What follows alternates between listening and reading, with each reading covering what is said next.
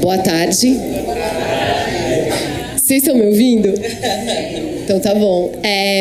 Eu queria começar a nossa mesa, que tem esse nome tão intrigante, tão bonito, que eu acho que vai dar para dar uma boa conversa, que é Narrativas Negras entre a História e a Ficção. Meu nome é Maria Carolina Casati e eu vou conversar com a Luciana Brito e com o Johnny Salaberg, que eu acho que vai ser, de verdade, uma conversa. Antes da gente começar a conversar, eu preciso fazer uns lembretes, uns avisos, então eu vou fazer logo antes que eu me esqueça, e aí depois eu já converso. Então, eu preciso reforçar para vocês que a Casa Sete Selos é composta pelas editoras Ainê, Bazar do Tempo, Carambaia, Círculo de Poemas, Cobodó, Fósforo e Ubu, e a Revista Gama, e a Livraria Megafauna, e também editora de audiolivros Supersônica. A casa tem um bar no jardim, comandado pela cervejaria Catimba, e tem cerveja, vinho, cachaça, água, kombucha. Os áudios das mesas estão sendo gravados pela Bookwire Brasil, e os livros estão sendo vendidos na casa, e os autores vão fazer autógrafos, né? Vão fazer uma sessão de autógrafos depois da conversa. Ainda bem, porque eu quero autógrafos. E no final, né, dessa conversa, a gente vai ter uma outra mesa que também é muito interessante. Então, já que você já está aqui, já pega seu autógrafo, toma um vinhozinho e aí volta para a próxima mesa, que é leitura supersônica de Até Onde Chega uma Mulher, né? A leitura vai ser feita pela Marta Novil e uma discussão aí sobre essas questões. Beleza. Posso começar? Não, sabe por quê?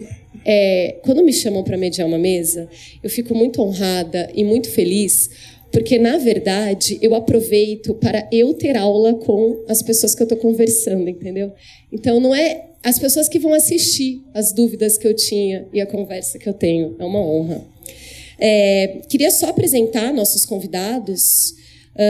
Aqui do meu lado temos Luciana da Cruz Brito, que é historiadora, professora da Universidade Federal do Recôncavo da Bahia, formada pela Universidade Federal da Bahia, fez mestrado em História Social na Universidade Estadual de Campinas, né? Esse livro, O Avesso da Pele, que é o que eu vou... Da raça, desculpa. O Avesso da Pele, da raça.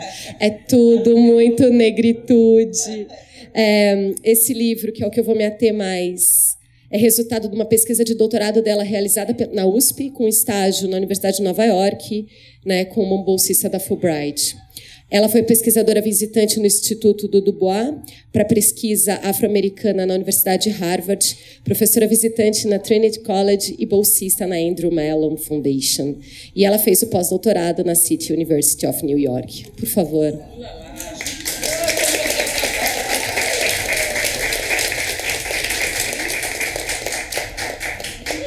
E a minha próxima cola é a cola do Johnny, que eu estou esperando a internet facilitar para a gente aqui.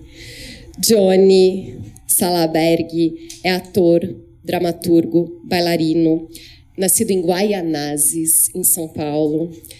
Possui formação pela Escola Livre de Teatro de Santo André, já integrou diversas companhias teatrais de São Paulo, vários coletivos, é um dos fundadores e integrantes da Carcaça de Poéticas Negras, que é um coletivo artístico com pesquisa na criação cênico-racial. Teve um livro, inclusive, né, ganhador de prêmio, que foi o vencedor da 4ª Mostra de Dramaturgia em Pequenos Formatos Cênicos do Centro Cultural de São Paulo.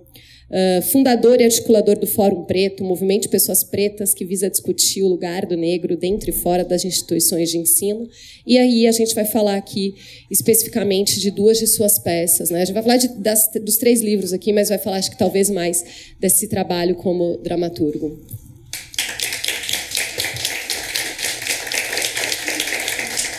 Eu tenho que me apresentar mais também? Bom, então eu sou Maria Carolina, eu sou pesquisadora, professora de literatura, escritora, e eu tenho um perfil literário que chama @encruzilhinhas, e é lá que várias coisas interessantes acontecem, então se você puder dar uma moral para o perfil, a gente agradece. Sou parceira da Bazar, e uma honra poder estar aqui conversando com vocês. Muito obrigada.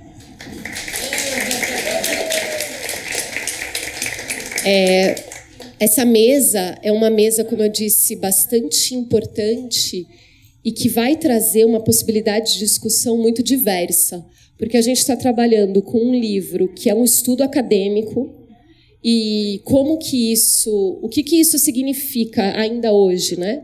Esses corpos ocuparem a academia e fazerem pesquisas científicas dentro de uma ciência que nos exclui. Mas, por outro lado, a gente também vai falar de como esses conceitos e como essa ciência que nos exclui, que nos define de muitas vezes, pode ser confrontada em outras possibilidades da palavra, como, por exemplo, a dramaturgia.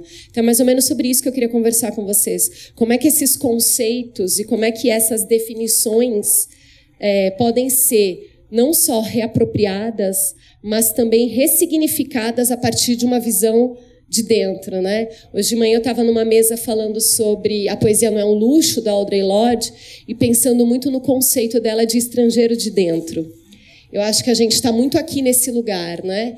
De sermos pessoas pretas que estão dentro da universidade, que estão em tantos outros cenários, mas o tempo todo tendo que ressignificar o que se espera dos nossos papéis e o que se espera das nossas reivindicações e das nossas considerações. Aí eu queria começar conversando para vocês dois, na verdade, com a professora, mas... pode falar, professora Lu, né? Agora eu estou em timona dela.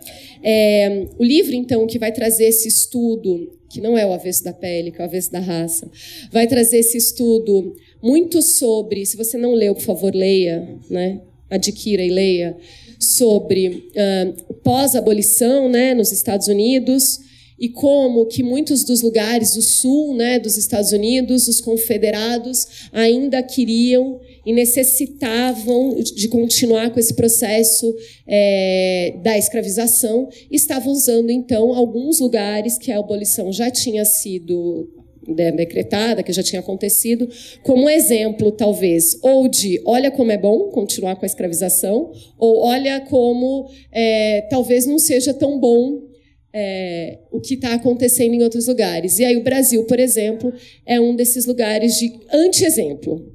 Não façamos isso, porque lá os pretos estão todos livres, pretos podem ter dinheiro, os pretos fazem o que querem, e a gente não pode falar sobre isso, quer dizer, não pode concordar com isso, porque isso é contra, inclusive, a ciência. E aí eu queria começar falando sobre isso, sobre essa ideia de racismo científico e como que ela influencia não só a escravização, mas a definição dos nossos corpos e a construção desses estereótipos que existem até hoje.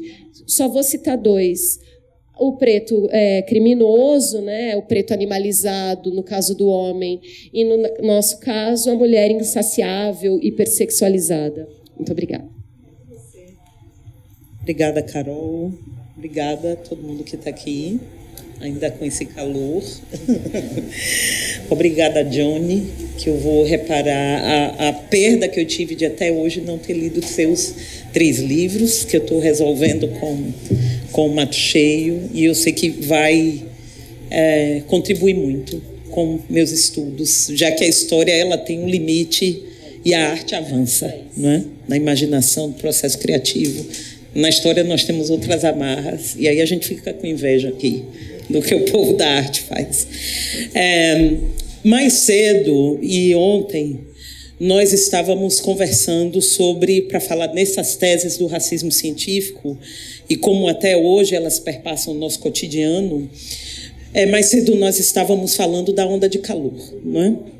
E como a gente não pode mais ter um debate sobre mudanças climáticas e aquecimento global sem passar pela questão racial. Então, a ativista da questão climática não é aquela moça, aquele rapaz branco de classe média do Greenpeace que se joga no mar para salvar a baleia. Então, tem uma outra questão aí que está sendo apontada, que é como a questão racial cruza, e a gente vinha conversando isso hoje com Cristina Sharp, com Cláudia Lamego, sobre a questão racial como mais um elemento de genocídio, de empobrecimento da população negra, que é o calor, não é?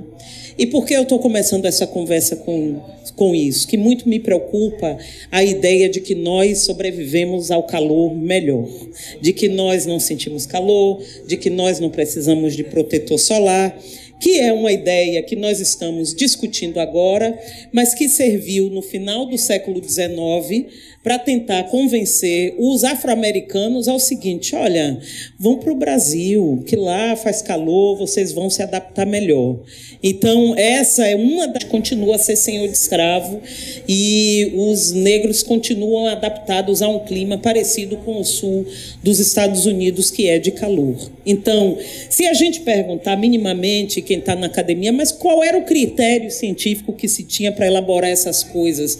Eram risíveis, não é? Como, por exemplo, os negros são menos inteligentes. A gente tem deputado defendendo isso, não é? Que o africano QI... Quando eu vi aquilo acontecendo ainda hoje, eu digo, gente, está aqui. É hoje, não é? Porque o QI é menor. E no século XIX, os cientistas nos Estados Unidos pegavam um crânio vazio, colocavam semente de mamona dentro e diziam: olha, a que pesa mais é o crânio do branco, porque o crânio é maior. A que pesa menos é o crânio do negro, porque o crânio é menor. É risível, não é? Não é, professora?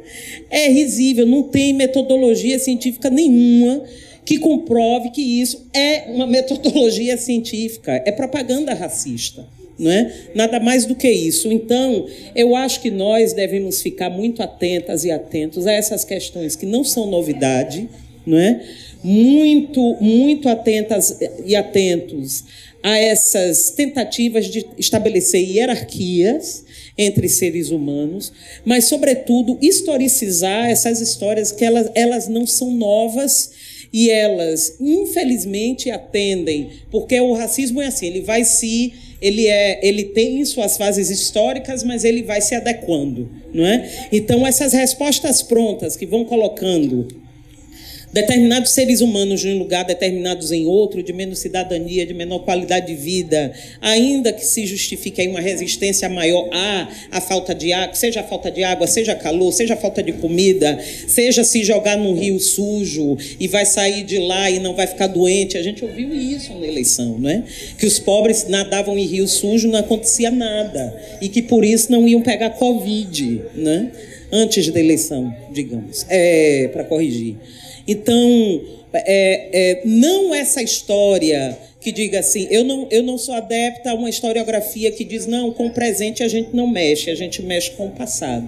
Porque todas essas questões do presente que flertam com o racismo científico, elas têm historicidade. É isso que eu quero dizer, que se a gente futucar, a gente mergulhar na história, a gente vai achar a história do pensamento racista na diáspora também. Obrigada.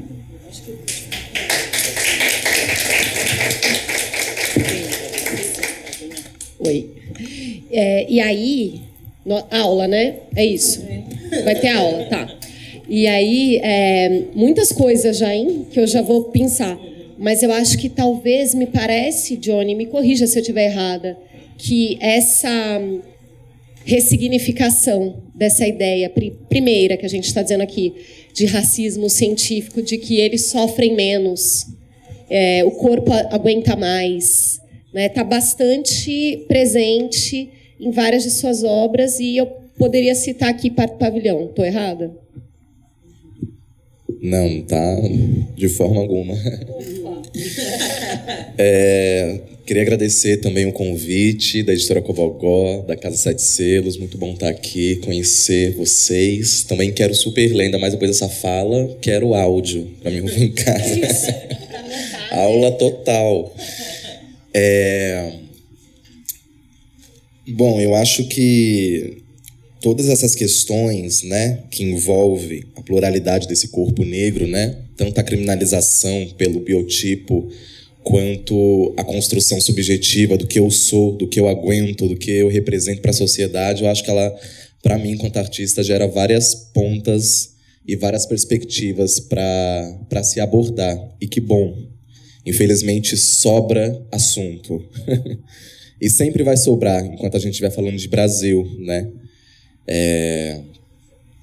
E é muito curioso quando você falou do homem dito perigoso, porque eu acho que eu posso também citar o Parto Pavilhão e o Mato Cheio, mas nesse momento eu estou escrevendo um texto sobre essa questão, assim, né? Que vai mergulhar muito na questão, por exemplo, da solidão dos porteiros, dos cobradores de ônibus e dos vigilantes, né? O que é esse corpo vendido para proteger, muito entre aspas, mas ao mesmo tempo ele é um desenho de perigo, né? Ou seja, um homem preto com um terno na rua às 11 da noite, ele é perigoso. Em frente a um hotel de luxo, ele tá ali protegendo alguma coisa. Então, esse lugar do objeto, né? Que a gente vende, e aí dá para distribuir para várias leituras, me interessa um pouco, né? Eu não gosto muito de escrever as coisas de forma muito literal. Eu sempre tento ver umas outras perspectivas.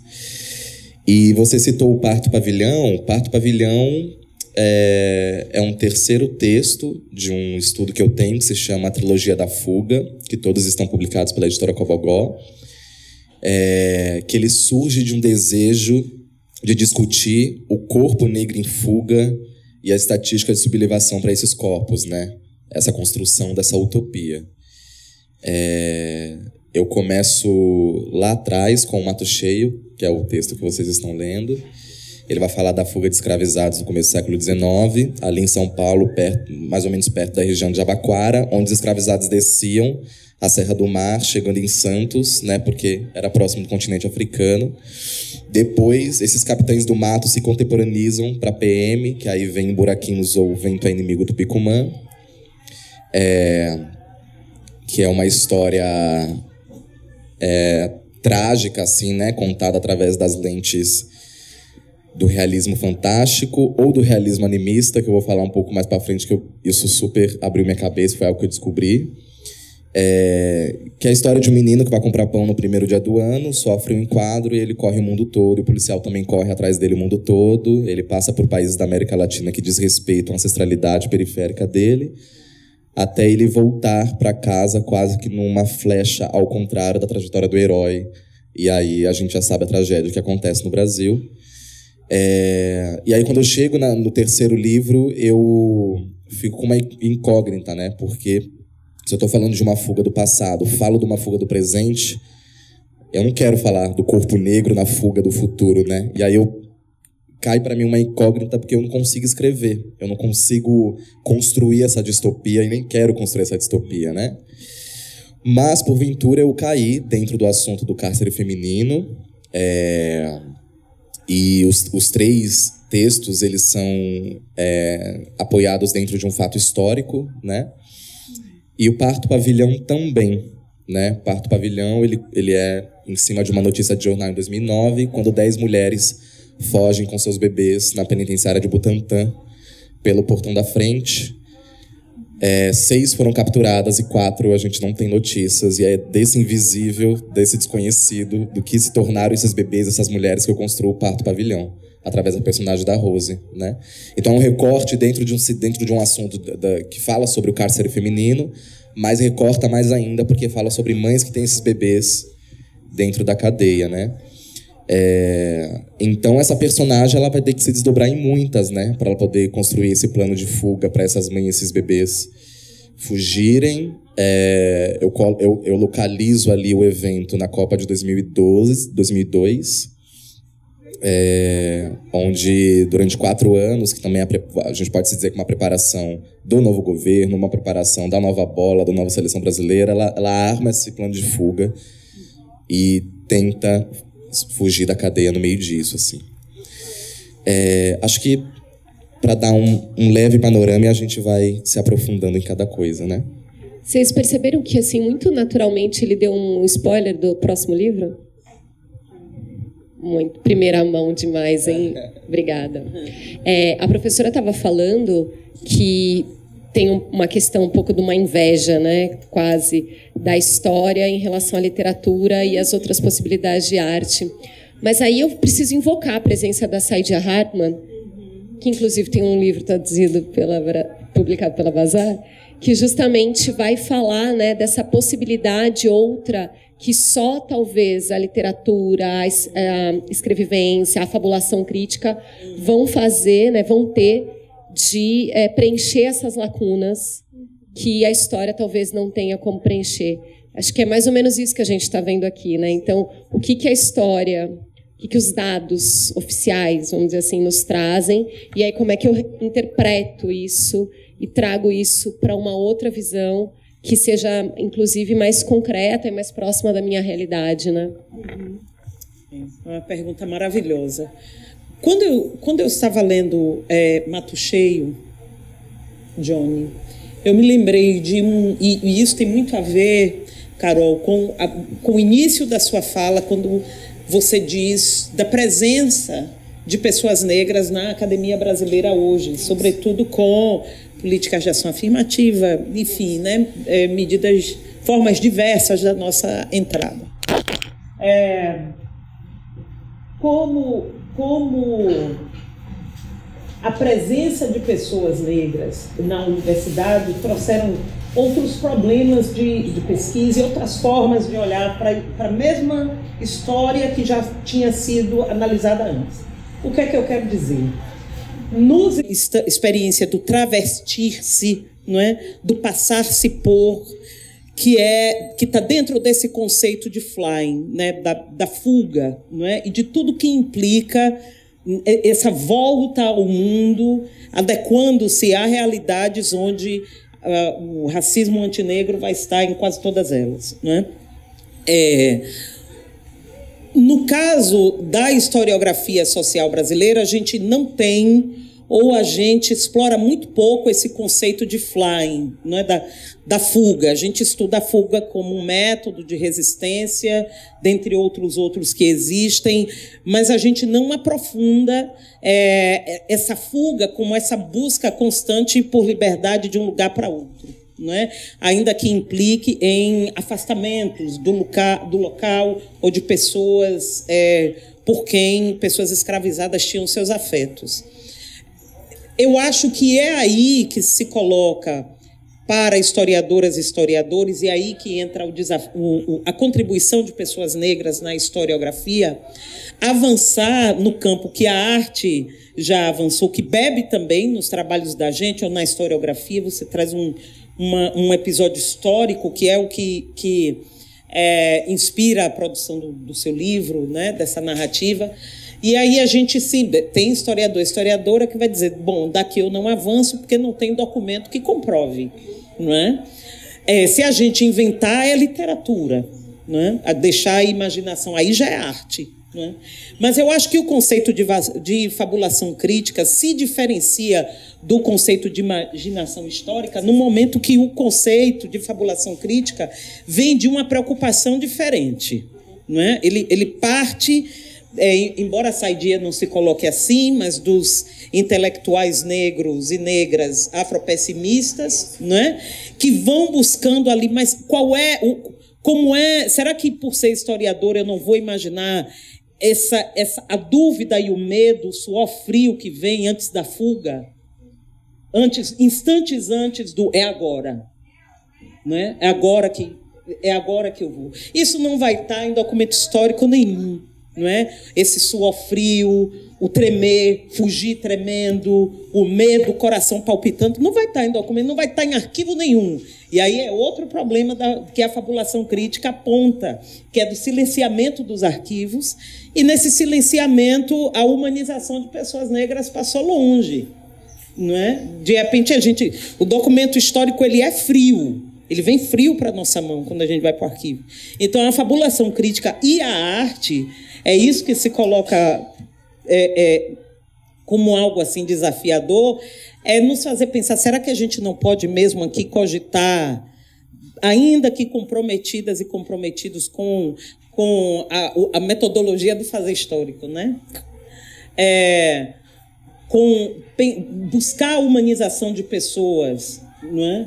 preocupar-se em não descrever esses sentimentos, esse coração que palpita antes da fuga, ainda que essa informação não esteja no documento histórico, que não esteja no arquivo. Eu acho que não tem uma resposta a isso que eu estou dizendo, mas eu acho que pegar uma documentação e pensar nisso, né, nessa mulher que foge, né, dos filhos que vão junto ou que ficam para trás, das pessoas que desistem. A historiografia, eu entendo que durante muito tempo é muito importante para nós pensar nas pessoas que resistem, mas é importante também demais pensar nas dores que não indescritíveis, e a fabulação crítica nos ajuda nisso, nas pessoas que desistiram, as pessoas que se mataram, as pessoas que foram subjugadas, não é, que não fugiram, né?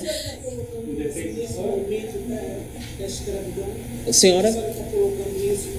No momento da escravidão. No momento da escravidão.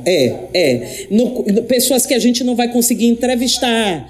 No sentido, bom, quando você se sentiu, quando, né? Mas vale o esforço nosso, historiador, de pensar como é que foi, como deve ter sido, lendo essa documentação histórica de novo, Beatriz Nascimento, que diz não é possível que não tenha nada isso, que é a ideia de fabulação. De como é que, né, a partir dos parcos, em alguns momentos, os parcos dados que você tem, como é que você interpreta aquilo ali a partir de um ponto de vista de que eram pessoas. Como que a fabulação crítica ela consegue humanizar aquilo que são só números, quando tem números, né? Porque a Saidia vai falar a ideia surge para pensar também uma ideia de reparação, né? Ela vai falar para a gente, não tem reparação possível para a escravização. Não dá para reparar isso. Não tem o que fazer. Mas aí o que a gente faz? A gente não faz mais nada, então? Não tem o que fazer, então acabou? Ou a gente aproveita a possibilidade de pensar a palavra e pensar assim, aquilo ali que era um número, ou que todas as meninas quase do navio tinham o nome de Vênus, né? Ela era outra pessoa, ela não era uma Vênus. Interromper, mas eu só queria perguntar seu nome, desculpa. Então, pega o livro da professora, porque além dela falar de eugenia, ela vai falar de poligenia, que é um conceito que eu também não conhecia, e que vai dizer respeito a esses cientistas e pesquisadores norte-americanos e europeus. E eu já tinha lido textos do Bruno Meinstein e do Agassiz, né, especialmente, que vão falar, então, por exemplo, que são muitas as raças dos homens, né? Um deles vai dizer que tem 11 raças. E aí, a partir dessa hierarquização de raças, claro que vai se dar pela cor, quem que é gente e quem que não é. E aí a gente está aqui falando, então, como é que a gente vai reivindicando a nossa humanidade. E partindo dessa ideia, parece que ela sabia que eu ia te perguntar sobre... quando eu estava fazendo minha lição de casa para essa mesa, várias das páginas que te citam falam assim, porque o Johnny tem toda esse interesse, ou tem toda uma ação, né, em transformar ou falar da masculinidade preta de outra forma, né? Retratar a masculinidade preta de outra forma, retratar os homens pretos de outra maneira, meio que, de fato, né, nessa reivindicação também da humanidade. E aí, juntando todas essas ideias, eu ia justamente perguntar e falar sobre isso. Quando esses viajantes, né, a gente está falando de gente que era viajante, que tirava muita foto para explicar justamente essas diferenças de humanidade, então, para justificar, inclusive, a escravização, né, a manutenção da escravização. Muitos deles vão se basear em misuras de estátuas gregas, né? A misura da estátua grega, a métrica da estátua de verdade, eu não estou fazendo uma metáfora, eu estou falando um negócio de mármore. A métrica dessa estátua ia dizer, então, de beleza, o que era belo, de acordo com aquela misura, e rapidamente isso se transformou no que era humano. Então, como os homens e mulheres pretos não tinham como atender, aliás, nem os homens brancos e mulheres brancas, vamos dizer, mas enfim, como pessoas de verdade não tinham como atender aquelas misuras, as pessoas pretas, então, começaram a ser tratadas de fato como não gente. Tá vendo? Olha, o rosto não tem essa diferença aqui de tantos centímetros para aquilo. Aí eu queria te ouvir falar sobre isso, porque eu vejo que na sua obra tem muito dessa possibilidade de existir, não necessariamente utópica, aliás, nada utópica, mas essa possibilidade de existir para além daquilo que a branquitude define como sendo nossa existência.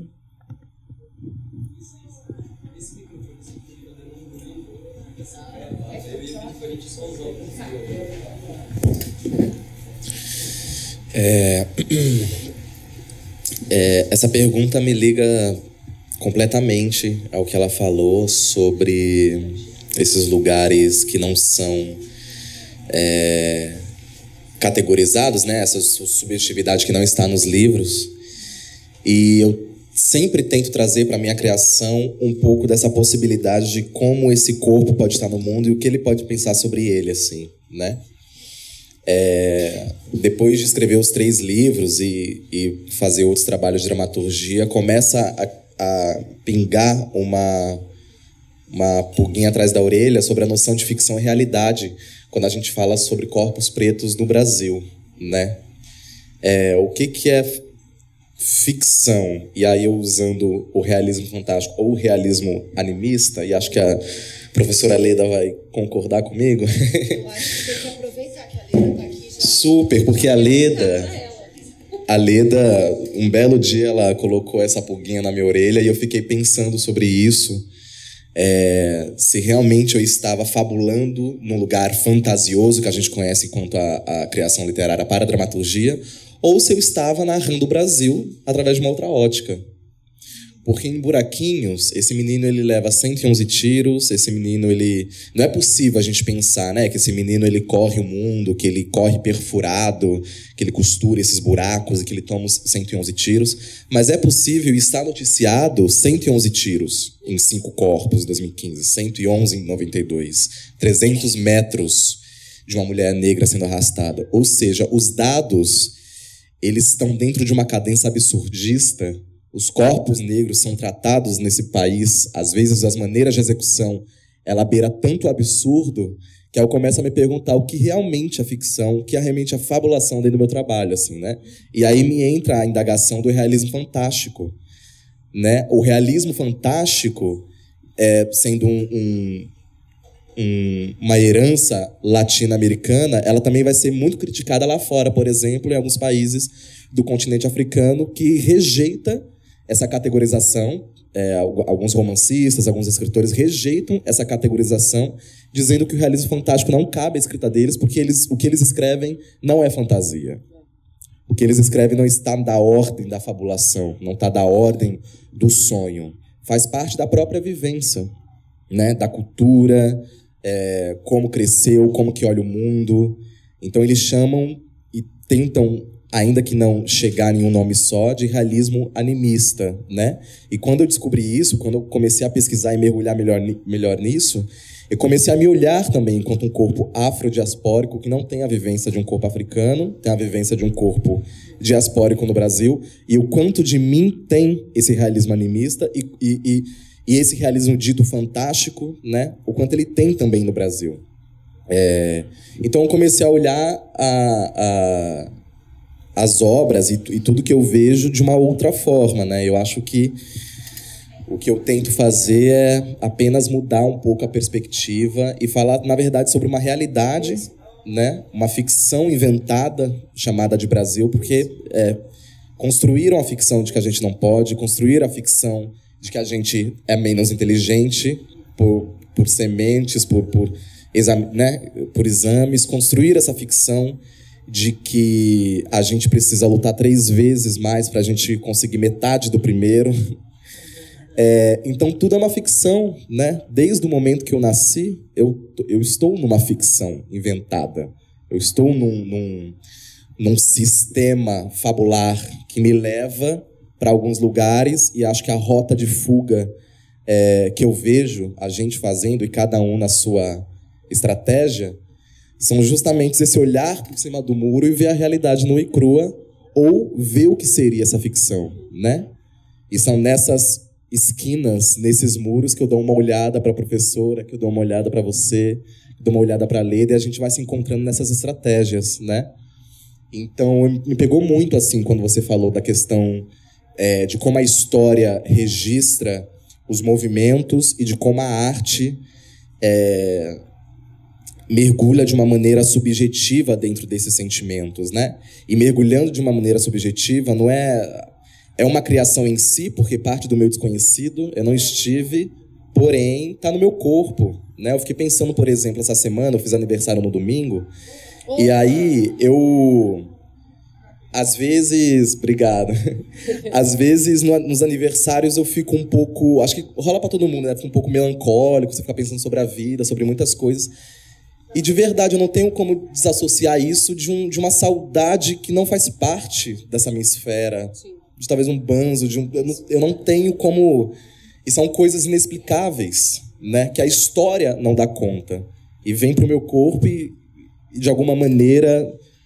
Né, assim, eu tento colocar isso de uma forma mais explícita, assim. Então, é isso. Eu não sei nem se eu fugi da sua pergunta, mas eu fiquei muito intrigado nessa questão que você falou dos movimentos, da frieza, né, do gelado desse documento histórico e nesse quente dessa poesia, dessa literatura, e como que a gente também... pega esses cubos de gelo para dar também uma base aqui, e como que a história também bebe da poesia para também dar uma quentura, né? Esse café com leite um pouco... E aí eu tô nessa até hoje, assim, eu realmente acho que eu sou até um Black Mirror, assim, que eu fico olhando, gente, será que uma hora eu vou acordar? O que tá acontecendo, né? Justamente por esses movimentos absurdistas e de uma esfera não... naturalista começam a acontecer com esses corpos. Ao mesmo tempo que a gente vê avanços muito legais que também entram na esfera absurdista, porque dentro de um sistema, um corpo negro, quando ele fura uma bolha muito grande, mas também, ao mesmo tempo, a gente vê retrocessos muito grandes também, né? Então é uma briga de narrativa, uma briga de forças, que eu acredito que não acontece aqui, e sim nas entrelinhas, né? Do que a gente constrói, assim. Pegando o gancho do que o Johnny está falando e do que a professora estava falando, eu vou citar não vou citar um trecho, eu vou só me remeter a uma página para ver se... Agora é aquele momento assim, Maria Carolina tem uma dúvida. E aí as pessoas estão vendo eu fazendo a pergunta de uma forma bem egoísta. Lá na página 46... É muito aluna mesmo. Na página 46, que você vai mencionar o conceito de passing, aliás, vai começar a falar sobre isso, e vai falar sobre essas várias categorizações de humano e de cor que tinha tanto nos Estados Unidos, nessa época, né, quanto no Brasil. E uma coisa meio assim, não, mas lá no Brasil passou de branco a preto. Né? Quase assim, esses dias eu escutei... Passou de meio-dia à meia-noite, uma coisa assim, um ditado desses, né? Então, passou de meia-noite a dia, né? Isso. Obrigada. E aí, falando que nos Estados Unidos já tinha uma diferenciação muito grande, assim, com uma preocupação grande com a paleta, digamos, né? Então, assim, não, mas esse aqui, esse mulato, então ele tem um pouco mais do negro do que do branco. Então, ele vai ter essas características por causa desse chocolate meio amargo 2, que talvez o outro não seja assim.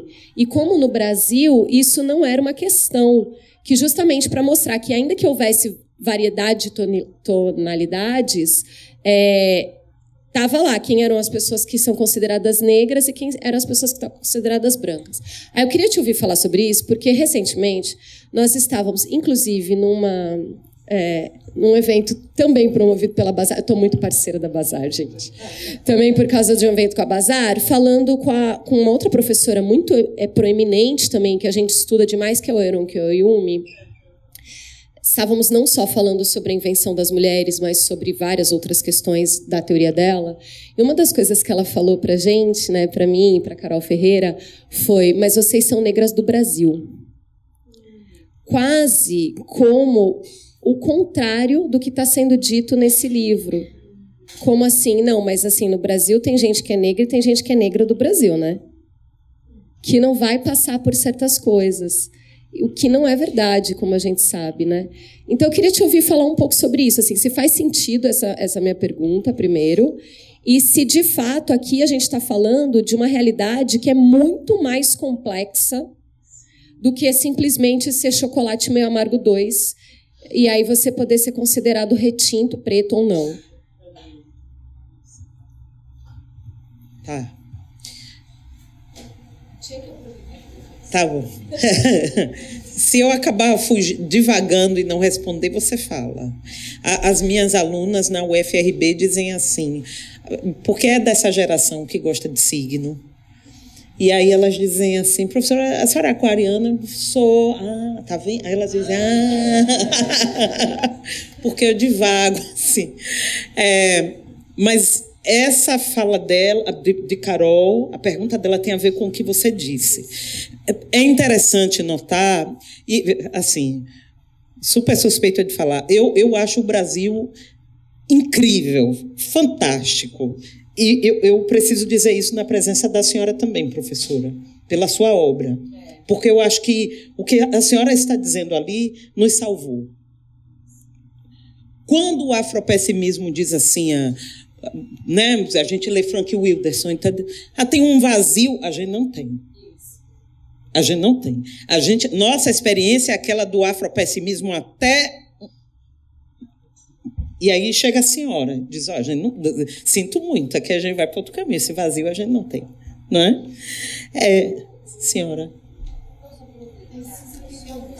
Venha pro... Espera aí. Tem um sem fio? Peraí, passa por trás de mim. Peraí, que eu... Não, gente, a professora está aqui, não pode não perder aqui. Não pode perder essa oportunidade. Boa tarde. Parabéns a vocês, uma mesa linda. Mas eu só queria ver se na sua resposta você poderia incluir um dado que me deixou um pouco, talvez, confuso aqui. Porque no Brasil, uma das coisas que nós temos é a total uso da linguagem para diferenciar a paleta de cores e de matizes e de estereótipos. Não é? E isso utilizado como poder de discriminação e apartheid. Não é? Ou seja, isso faz parte da chamada da ideologia do embranquecimento. Não é? Quer dizer, então, a paleta não é só lá nos Estados Unidos. Não é? Aqui no Brasil tem uma paleta imensa. Pra você ter uma ideia, são mais de 300 termos para evitar dizer preto. Não é? Isso é uma coisa. A segunda coisa para você também, se você puder, porque seu discurso é muitíssimo interessante, parabéns. Quando você fala da história, você em nenhum momento diz que a própria lacuna da história escrita é preenchida pela história oral, meu amor. Não é? A textualidade oral, não é? Quer dizer, isso é uma coisa que você considera. E, Johnny, meu amor, eu acho você muito modesto. Não é? Porque, você sabe por quê? Uma das coisas às vezes a gente, e isso é um modo de redução da capacidade criativa e estética dos negros no Brasil. Não é? Porque quando nós só apontamos alguns elementos sociológicos, em nenhum momento eu vi até agora falasse alguma coisa, e por isso que eu queria te perguntar, porque você também foi nesse desvio. A sua peça, eu conheço uma peça sua, Buraquinhos, é de uma das maiores intervenções estéticas no teatro brasileiro no século XXI, meu amor.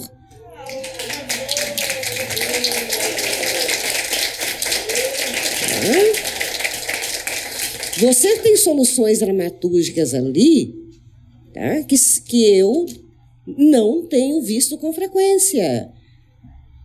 E isto eu acho que nós temos que apontar.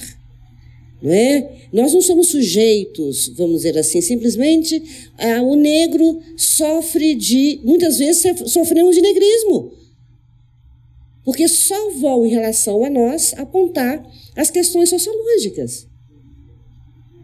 A sua peça, Buraquinhos, é uma incisão, um transtorno da dramaturgia brasileira, e, portanto, no teatro brasileiro. Tá? E eu gostaria de te ouvir falar um pouco disso. Porque esse corpo negro, assim, tudo agora é corpo negro. Mas de que você está falando, meu amor? Tá?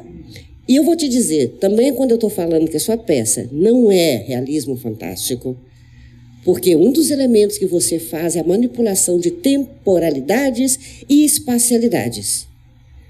Não é? Então, o que acontece entre o primeiro tiro e o último tiro? Você tem um delírio. É o momento a morrer da personagem. É a personagem em vias de morrer, em que ela percorre todas as veias abertas da América Latina.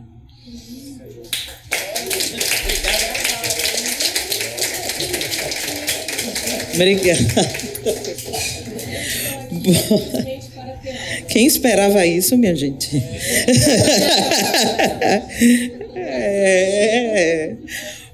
Deixa eu lembrar aqui agora. Os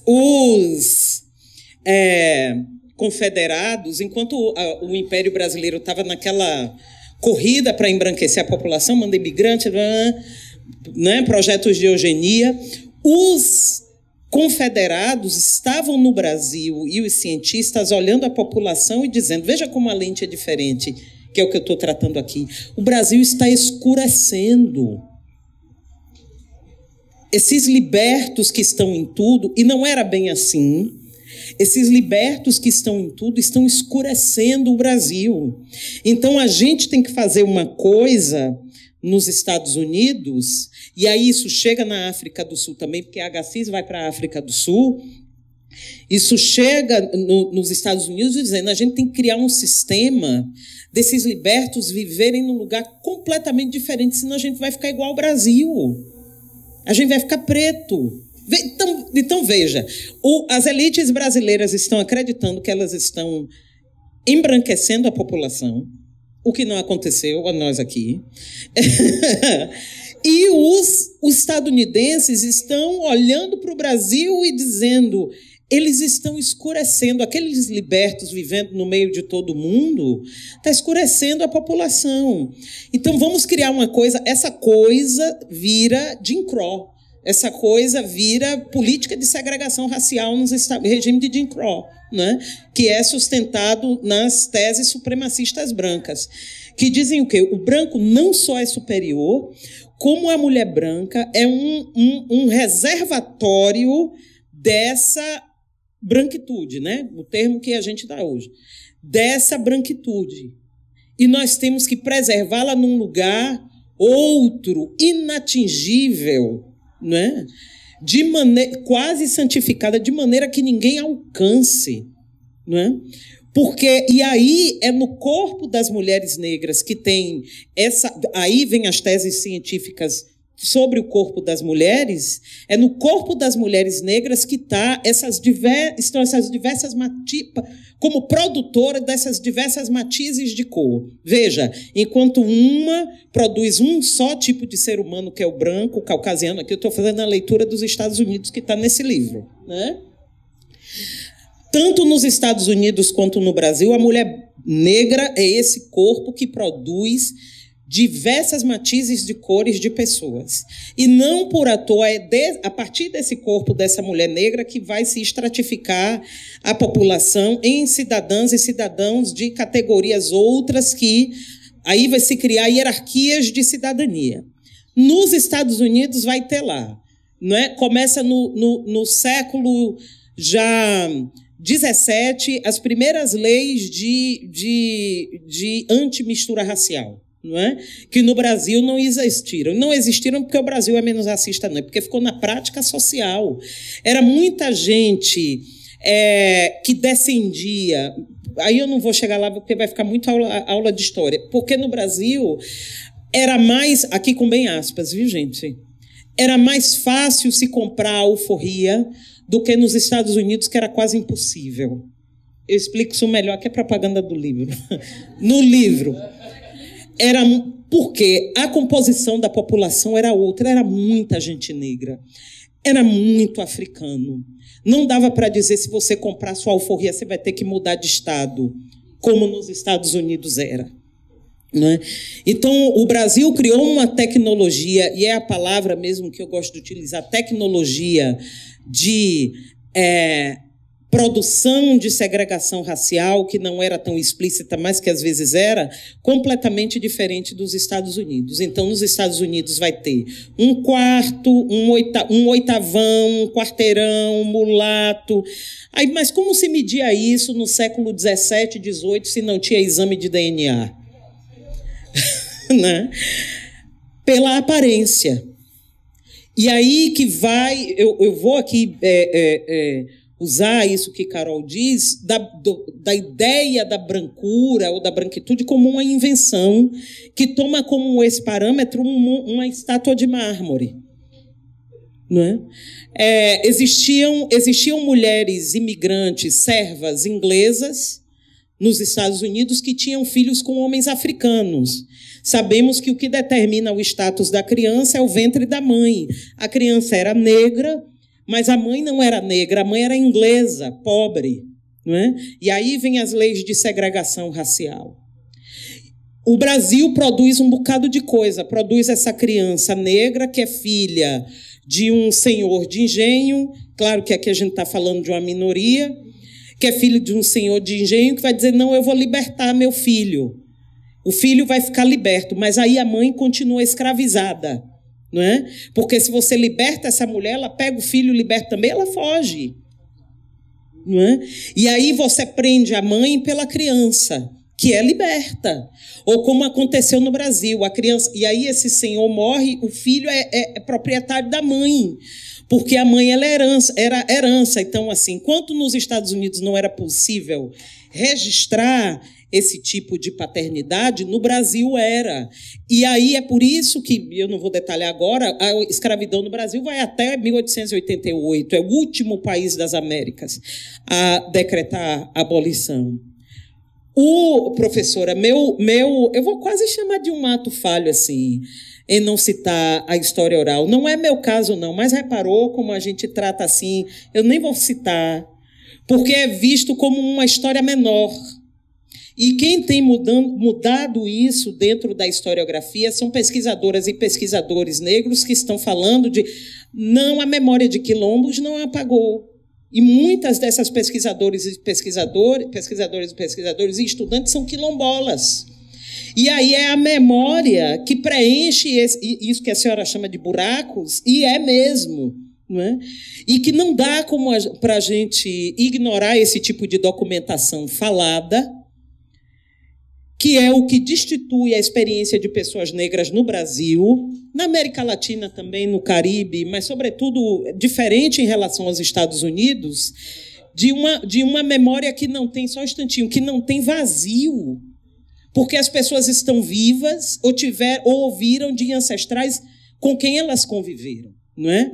E que, até pouco tempo, essa história foi vista como uma história menor, que é a história oral, que é a memória. Estou fazendo a minha culpa, professora, a senhora está completamente correta, que é fruto da minha formação, que a gente vai mudando, tem gente que não vai mudar, mas a gente vai mudando ao longo da formação.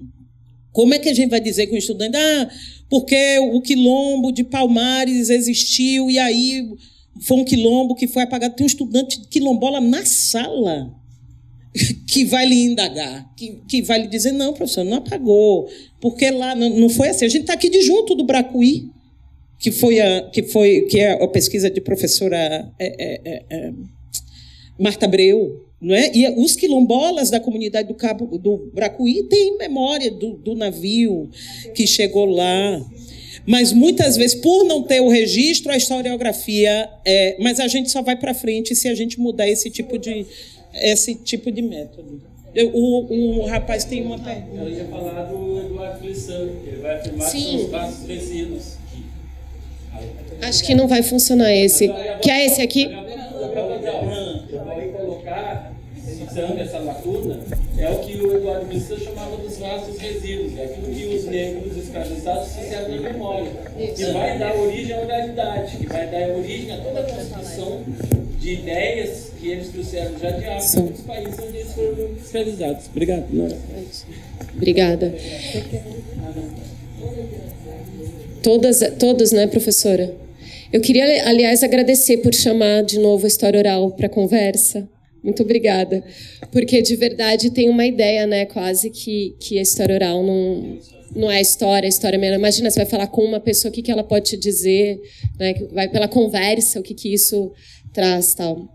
E aí, falando sobre isso, pegando o gancho da professora Leda e do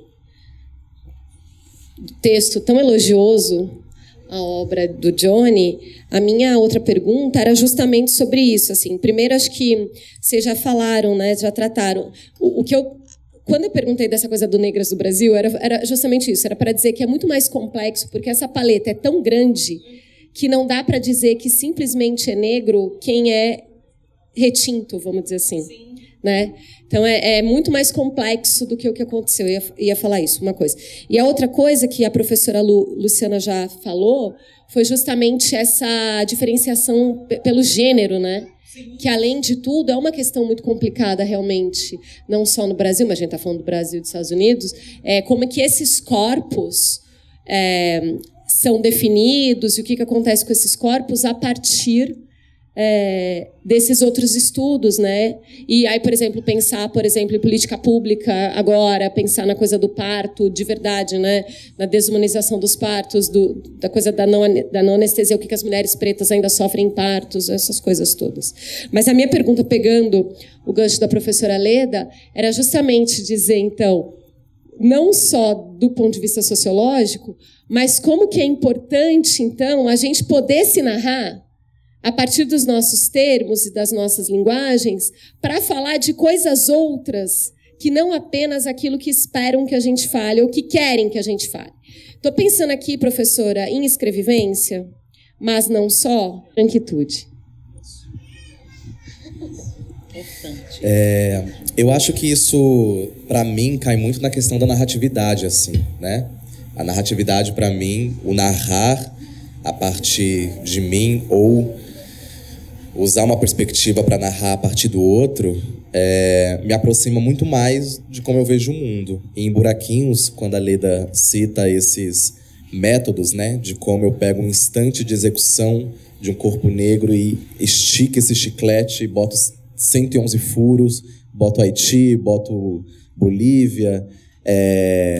Sim, também estou falando de América Latina, estou falando do Haiti, que foi citado numa mesa hoje mais tarde, né, dessa polarização dessa diáspora. E eu fico muito intrigado em mergulhar cada vez mais dentro das próprias coisas que eu jogo para o mundo, porque muitas delas não têm um pensamento completamente elaborado no sentido da frase, né? Acho que cada escritor tem um método, mas eu sou muito carpinteiro nesse sentido, assim. É claro que eu vomito, eu escrevo, mas também eu fico preocupado com aquela palavra, que aquela frase quer dizer, né? E muitas vezes a primeira instância ela não vem com essa carga mental anterior. Então acho que para mim isso cai dentro de como que eu elaboro essas narrativas negras, né? Eu sou uma pessoa, sou periférico de Guaianazes, assim como muitas histórias dos corpos pretos no país, e teria e tenho, assim como muitas outras pessoas, você citou a própria Carolina, que a partir da desgraça tenta ver uma outra maneira de ver a vida. Teria motivos também para a gente falar sobre essa trajetória, essa perspectiva de uma forma mais direta, sangrenta, com o dedo na cara, né? Acho que é importante também, mas eu, enquanto artista, não consigo olhar a criação através dessa forma, só isso, né? eu acho até, e fazendo um pouco advogado do diabo, que está se reinventando outras maneiras de se falar sobre, né? Eu acho que há maneiras um pouco mais duras, um pouco mais diretas, mas acho que quando a gente vem com a poesia, o movimento do Islã, eu acho que há um baile aí, há uma curva dentro dessa palavra que a gente vai ir para outros lugares, assim. Então, eu ainda estou um pouco nesse inferno de pensar a ficção e a realidade, não só para me fabular uma outra realidade, mas como que eu transcrevo uma realidade só de mudar a perspectiva, né? Só de ver você, de falar sobre a sala olhando para você, por exemplo, né? Ou olhando para quem está aqui em cima. E não é só uma mudança de perspectiva no sentido do olhar. Essa mudança ela também vai me trazer outros detalhes, vai me trazer outros contextos, né? Vai me fazer dar a volta e passar por outros lugares antes para me chegar em tal lugar. Será que era necessário mesmo esse menino correr a América Latina, né? Se a gente for falar... O primeiro tiro mata, né? Para que os outros 110, né? E pegando o fato histórico de 2015, quando os 5 meninos do Rio de Janeiro tomaram 111, foram 22. Pode fazer as contas, né? Dava 20 cada um, né? Para quê, né? Mas, se a gente for narrar, para além de buraquinhos, um outro texto, por que eu não vou aproveitar esse lugar que a vida me dá, que já é uma curva na história, já é uma autoficção, por que eu vou falar de uma forma muito direta, né? Ou seja, que passaram nesses 300 metros, enfim. Então, eu sou estranho para falar sobre isso, assim, mas eu de fato gosto de elaborar essas questões de uma maneira mais dentro, de uma maneira mais subjetiva, né? E gosto também de usar a história como ponto de partida, porque eu acho que nada passa para além, mesmo que eu vá falar sobre o afeto de pessoas pretas, mesmo que eu vá falar sobre uma agulha de uma mulher uma agulha de linha que uma mulher negra perdeu em uma casa, tudo, na minha visão, passa por uma questão política, né? Quem é essa mulher, onde ela está, que agulha é essa, que afeto é esse, né? Me parece que para falar sobre os corpos negros, corpos dissidentes, né? Para mim não é possível a gente passar por um filtro político, e não só político em primeira instância, mas político que pega outras questões também, né? Falando de Brasil. Não sei também se eu respondi.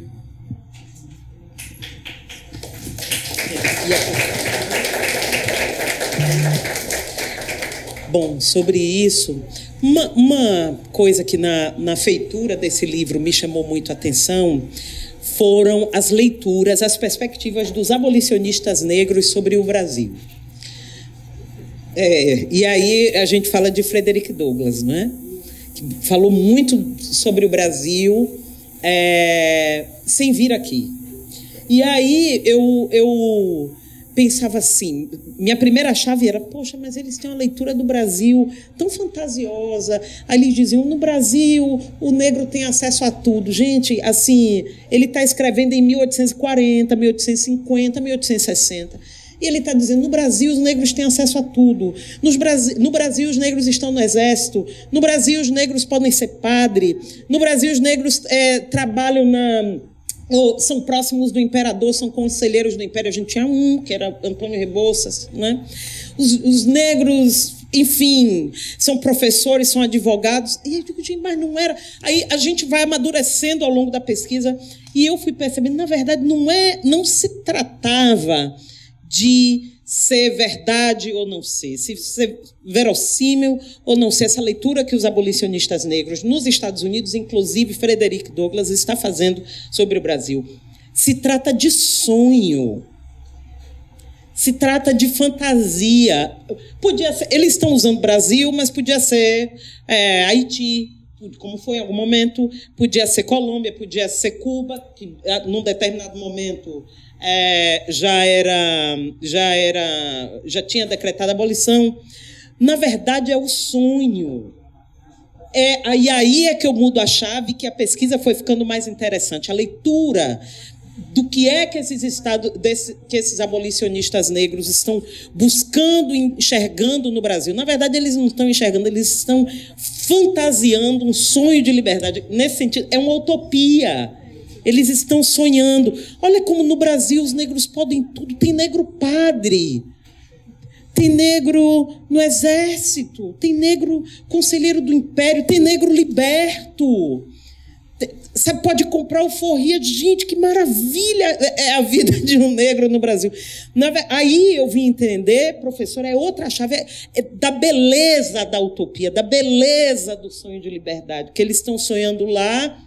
A realidade brasileira era completamente diferente, né? Frederick Douglass chega a dizer: o Brasil vai decretar abolição antes dos Estados Unidos. Você veja. Né? Então, trata disso que palpita, do sonho da liberdade. Não é? Se eles podem lá, aí eles criam um termo que depois vai parar no afro-americano, não é? E eles criam ali, antes de existir, um conceito de diáspora. Nós somos um povo só, nós somos o povo africo-americano, não é? Porque a gente vem do mesmo lugar, são profundamente nacionalistas, mas a gente vem do mesmo lugar e a gente viveu essa experiência horrorosa, mas a gente tem que lutar junto pela liberdade. Então, foi um outro caminho da pesquisa, não é, que me acalentou mais também dessa produção de sonho de liberdade que a gente está sonhando até hoje. Essa utopia, essa possibilidade de que a gente acredita, né? Apesar de tanto não. Então, é isso. Eu acho que a hora está... Perguntei já aqui a Carol, a hora está avançando. Aqui eu já vou fechar a minha fala, agradecendo muito a presença de vocês, a Casa dos Sete Selos, agradecer especialmente a Bazar do Tempo, a Ana Cecília, que saiu aqui com o neném no colo, que ser mãe é isso aí, a Cláudia, a Meira, a vocês todas da Bazar do Tempo. Gente, é tão importante. Assim, minha mãe não vai ler meu livro nunca, minhas duas mães. Mas se eu pegar, ver meu nome, meu sobrenome na capa, ver minha foto no fim.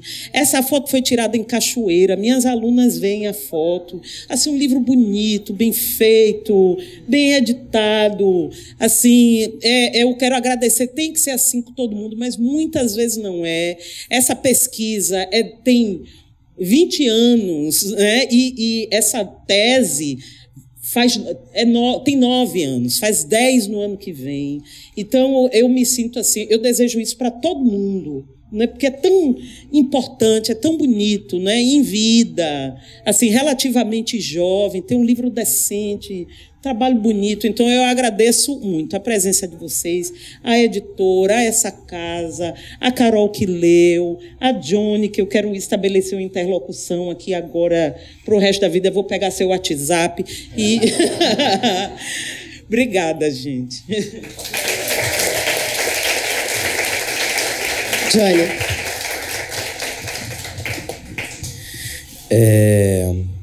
Eu também quero agradecer o convite. Adorei passar esse dia aqui em Paraty. Felizmente não vou conseguir ficar, né, para ver toda a programação nesse final de semana, mas foi muito bom participar, né, de uma mesa hoje de manhã, agora na mesa agora mais tarde. E na mesa de manhã eu abri com uma intervenção, nem participei da mesa, mas fui convidado para abrir com uma intervenção para falar sobre exílio, memória, né, política. E eu trouxe uma poeta que também diz muito sobre como eu vejo o mundo através das palavras, através da literatura. Eu acho que essa poeta, ela traduz as minhas retinas, assim.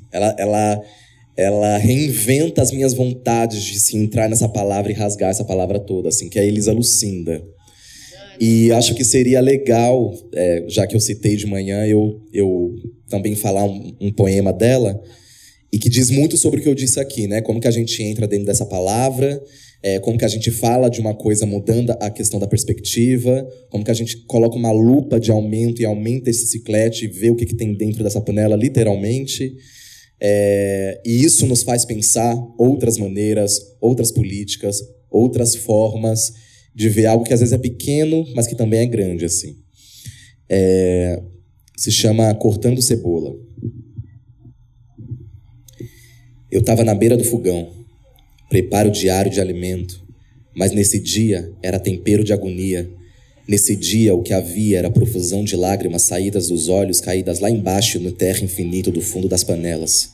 Eu, que era artista sem dinheiro, aquela. E o talento esburrando como leite esquecido e exagerado de fervido. Eu era amigo do meu próprio peito que estava quase abandonando a causa.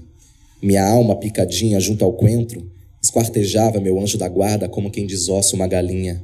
Sozinha, chorando sobre a solidão das vasilhas, tão melhor do que a minha. Eu que agora que pareço que padeço de não ter a natureza ao meu favor, não ter a companhia dos legumes e das verduras, eu não sei se haverá comida amanhã, só porque assumi ser artista, e não puta ou vilã do meu país que é o universo. Desconverso comigo e pranteio a pia sem alvoroço, sem soluço. Só um percurso de rio constante e silencioso se forma no meu rosto. No quarto, o filho brinca distraído. Um grito mudo se refoga na minha fala até a chegada da cara sagrada do filho à porta. Ia me pedir alguma coisa da função mãe. Disse, põe seu prato e se vista, mas me poupe, me deixe quieta. Disse, e fiquei parado olhando para a cor de sol que tem às vezes uma cenoura. Meu filho responde então, tá bom mãe, mas... Olha para os meus olhos e para os da cenoura. Jura? Jura, mãe, que você está cortando cebola? É isso.